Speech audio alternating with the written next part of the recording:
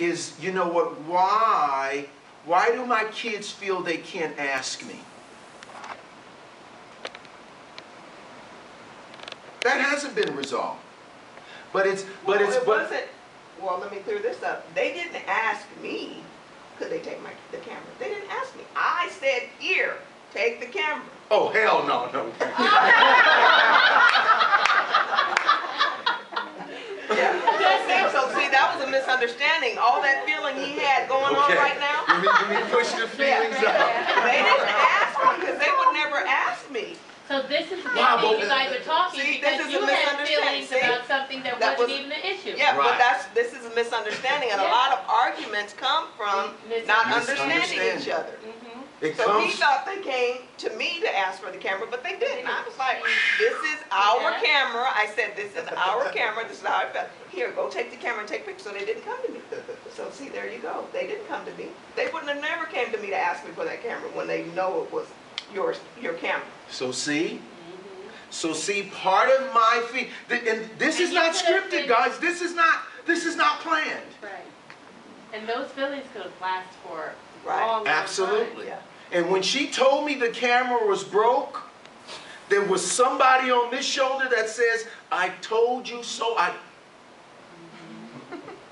And somebody on this shoulder just said, just calm down. Just calm down.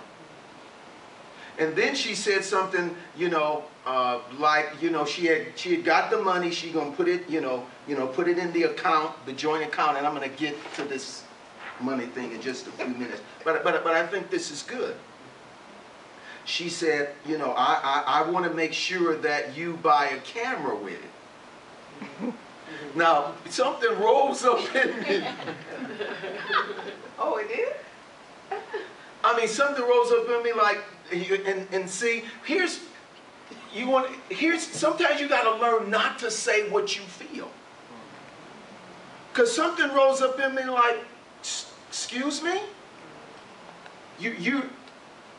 I brought this camera. This is my camera. Why are you going to make sure that the money that I spent on my camera, that now the money you give me, I buy another camera?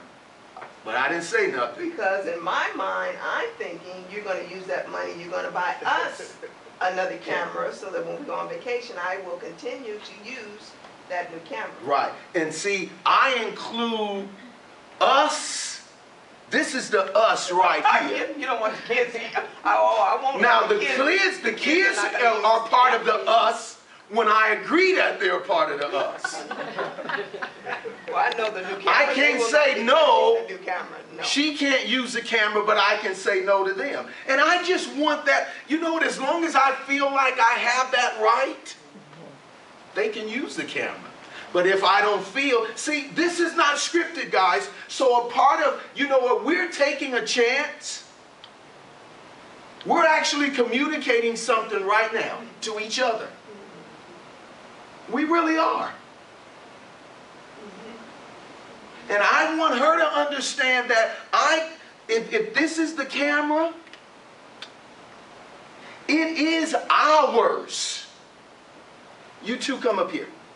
Yes, you too. Because I have a son and a daughter. About the same age. And they know them. Yeah.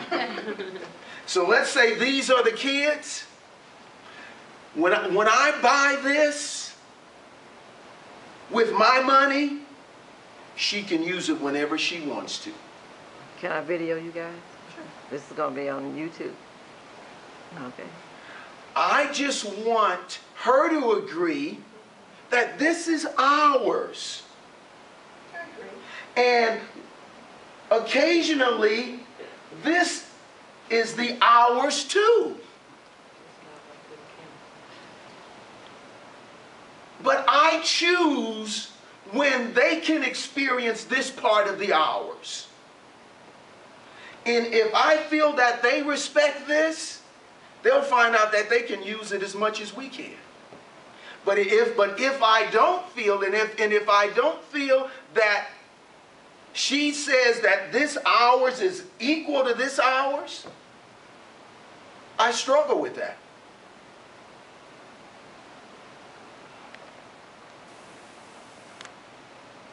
So we'll see in the future if this is resolved. This is not scripted. We're taking an opportunity. We're taking not a risk, because I think our marriage is strong. But just because it's strong doesn't mean that we have strong feelings about things. Thank you, guys.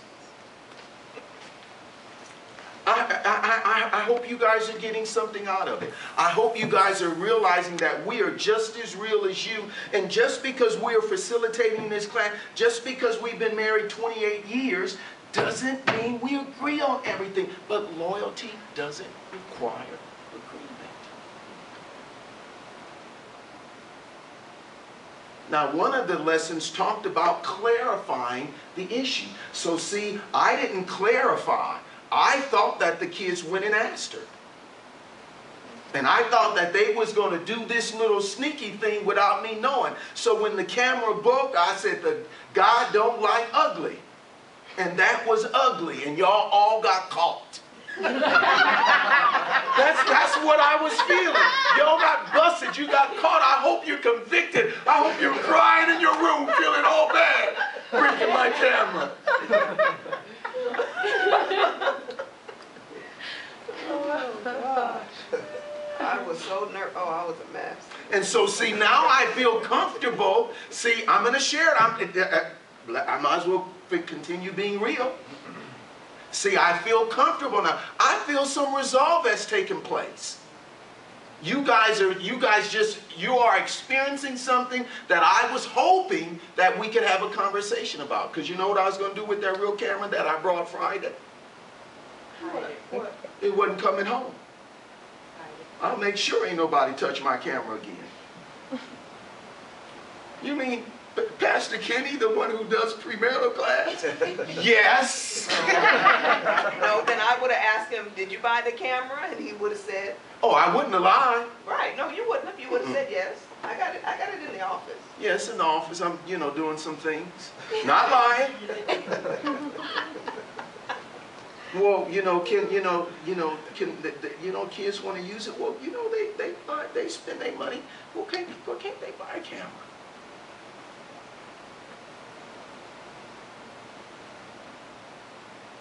I almost thought about going to buy them a camera. So here's your camera. Drop it, break it, whatever you want to do, it's yours. But that's not always the way to resolve it.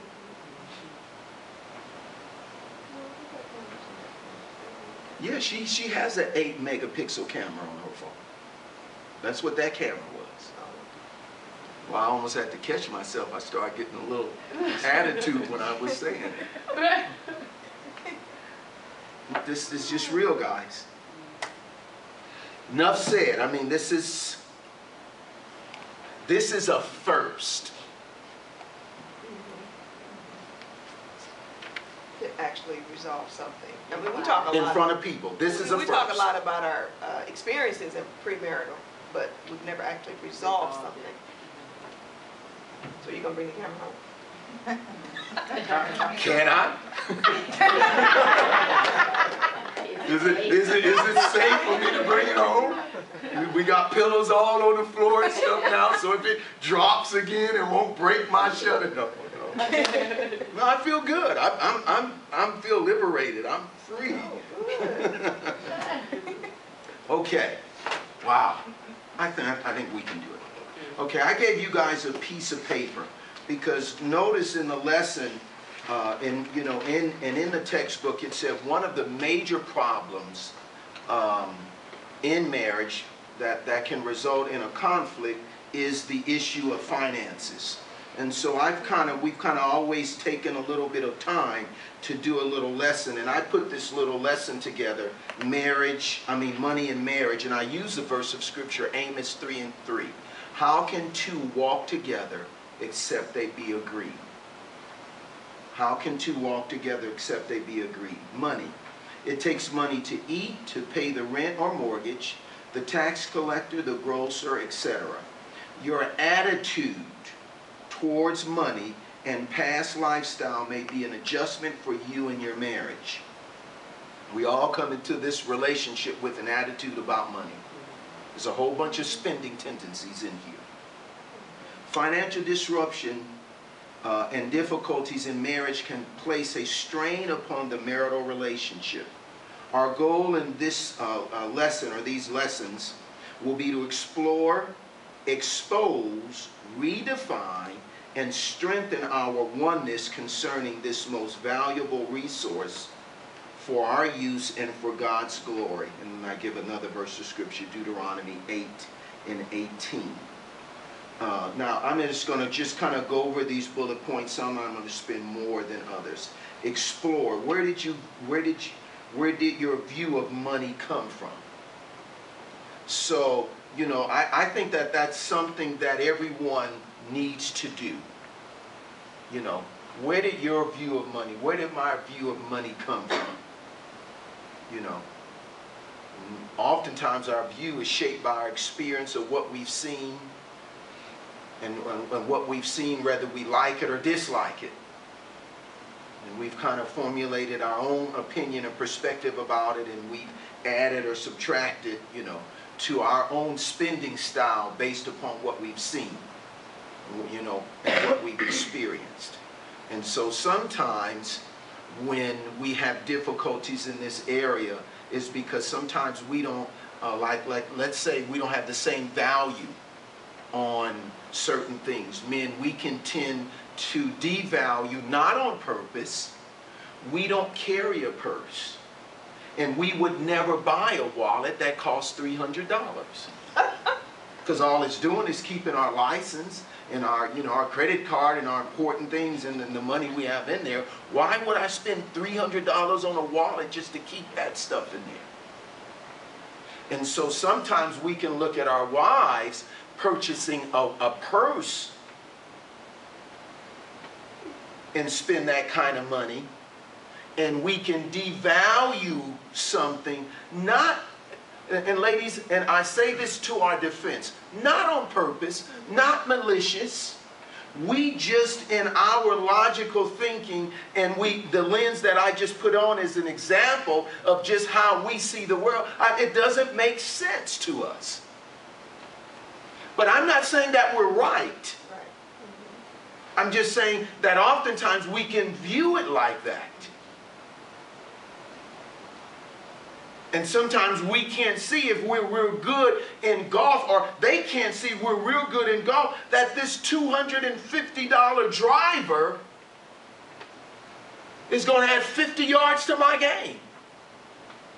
And they can say, I don't care nothing about that little old white ball. So see, the same thing can happen. And so sometimes we just have to, you know what, if one buys inexpensive shoes, because in their mind that's good enough for me, and then someone else buys maybe expensive shoes or a better quality shoe. So where do we get our spending views from? Whenever we start doing this tug of war with money and perspectives and how money should be spent, I think we have to be honest enough to look at our view of money first and make the proper correction, make the proper adjustments. Okay? Exposing whether someone is a hoarder or a spender. Now, you know, I always try to look at the good in everything. You know, I just think that that's one way to approach some issues and concerns that we might have within the relationship. But, you know, some people say, well, you know, Springfield Frosted Flakes is the same as Kellogg's. It's the same thing. One just costs $1.50 more than the other. And you know what, in actuality, oftentimes it's not the same. Right. Oftentimes it's not the same. You know, and we can get into disagreements about, buying name brand stuff and stuff that are not name brand. Once again, it comes from a perspective. It comes from a viewpoint. And we have to ask ourselves, is that viewpoint honest? Is it fair? Is it something that I should just burrow into this relationship and make sure that everybody sees it this way? It's going to raise up some conflicts. What are things worth? And once again, I kind of talked about that. Redefining money's purpose concerning God and my family. And I'm just going to encourage you to read Genesis chapter 41. This letter A, making savings a bill, in the 80-20 rule. The 80-20 rule comes from Genesis 41. You know, I think I'm just going to kind of jump, because I think it's just more easier for me to just kind of jump to some of these things without just going to them structurally, just kind of like I have it. But I think that 80-20 rule should try to be, that should be the goal for every married couple. To try to base their lifestyle on 80% of what they bring home. 80% of what they bring home. You say, well, Pastor Kenny, what should you do with the other 20? Well, I think 10% of it you should save. One thing that Christians do with the other 10% is they pay tithes. Notice that I didn't put no guilt trip or anything with that last statement I just made. Because you need to do it from your heart. Because if you're doing it and you're not doing it from your heart, it's like you're not doing it. They say that the average Japanese, this was many years ago, the average Japanese saves 40 to 50% of their net income. And I know that a Big Mac in Japan costs more than a Big Mac out here. So getting to that 80-20 rule, to say that if we're going to buy a house, the cars that we can buy, the lifestyle that we can live is based on 80%. And I'm going to sow the other 20%. I believe that saving should be a bill. It should be equal to whatever you value as the most important bill that you have. Saving should be that. That should be a goal. Saving says that I believe in the future. Not saving says I don't. I don't believe in the future. Everything will be the same. It'll never change. You know. Thousands of Americans, including myself, wish that we were not in the economic crisis that we're in. And here you'll see in Genesis 41 where there was an economic crisis. And there was some stewardship that went into play. And when the economic crisis came, they weathered the crisis that came because there was stewardship. So I really think that that's important. I think it's important as couples that you forge some goals. You guys agree on some things that you put together as this is how this family, this is how, you know, when I talk about money, I look at family as a corporation. So this is how we're going to run the Purdue Corporation.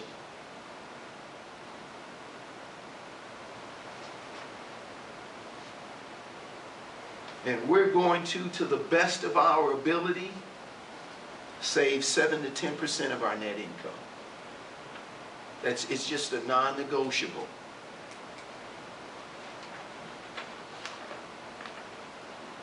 You know, it just can be amazing.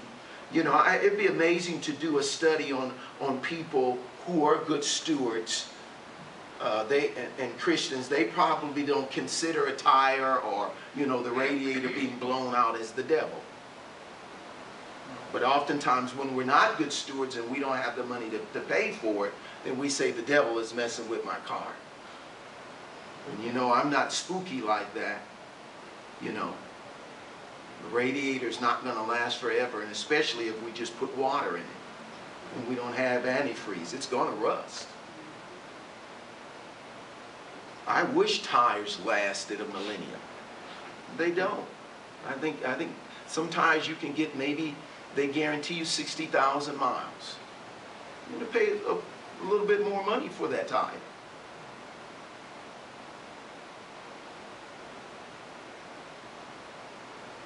You know, and some of my convictions, I shared them strongly because I've been there. I've been there when I wasn't a good steward, and so I would go by retreads.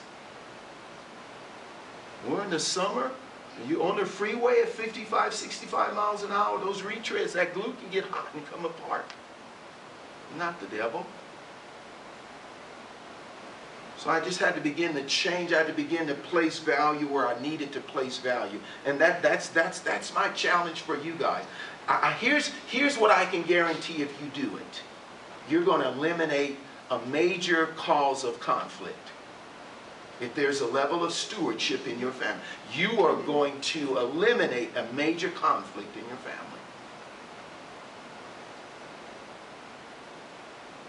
And yet I will agree it's easier said than done.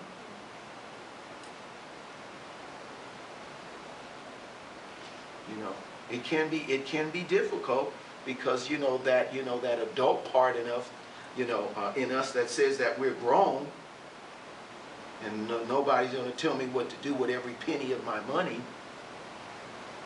That all of us can have that little bit of trait in us. Maybe some more than others. But that's where we have to be honest with ourselves. I talked about, setting up rules and setting up goals. Now, typically, most people in a marriage will have one joint account and probably one joint savings account. And they will, if they both work, they will put money in that one pot, and they will decide how they're going to pay the bills. That's one way to do it, and that's a widely used way, and it is a very successful way. And so any way that you use has some accountability. So, I think that couples need to determine how much money they can spend without each other knowing.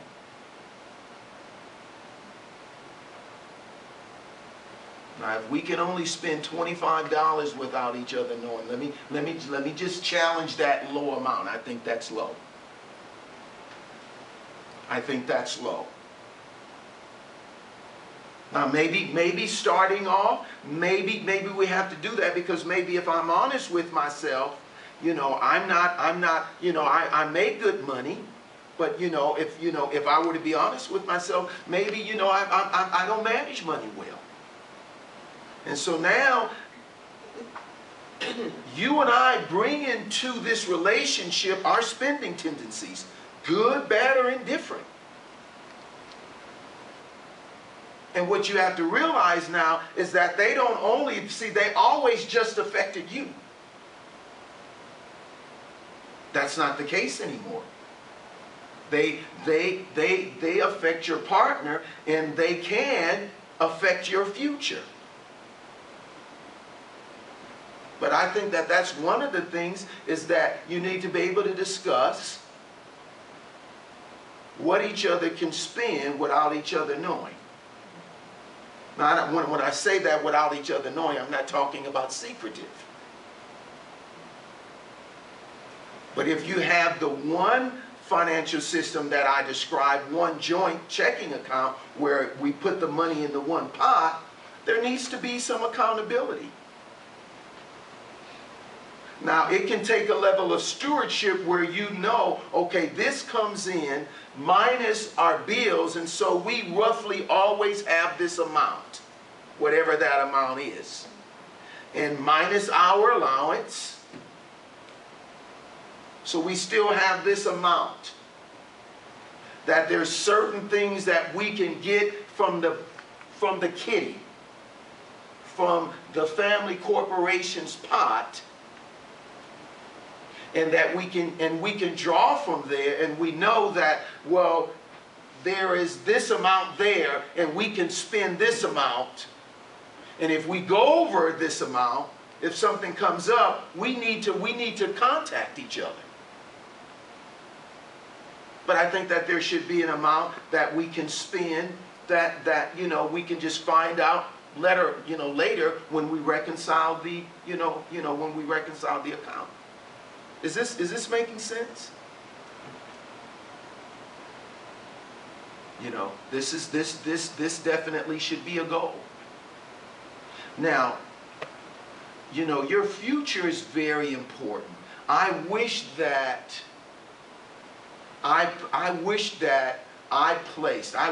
we placed a higher value on our future than when we did. We've done some things, and we have a comfortable level of security. But we had to accelerate some things, and we still have to look at some things now, even in this present day, making